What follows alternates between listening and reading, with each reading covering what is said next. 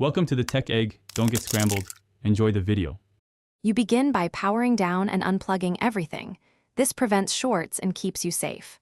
Once unplugged, ground yourself to avoid ESD and remove the case side panel so you can reach the cooler. Make sure you have the right tools visible.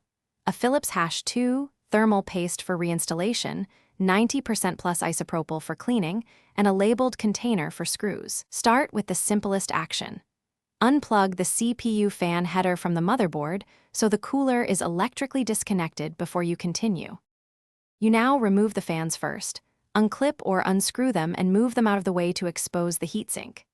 Next, loosen the mounting screws in a cross or star pattern, a quarter turn at a time, to release tension evenly and protect the CPU and retention bracket.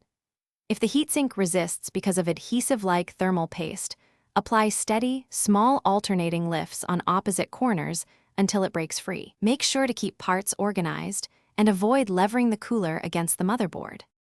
You should lift the cooler straight off the CPU to avoid bending pins or stressing the socket, then clean both surfaces using 90% plus isopropyl and a lint-free cloth until no paste remains. Inspect the mounting hardware and the backplate for bends or stripped threads and replace any damaged parts before reassembly. When putting the cooler back, apply a pea-sized 0.25 3-gram dab of thermal paste, seat the cooler, and tighten screws evenly. If temperatures spike, check seating, paste.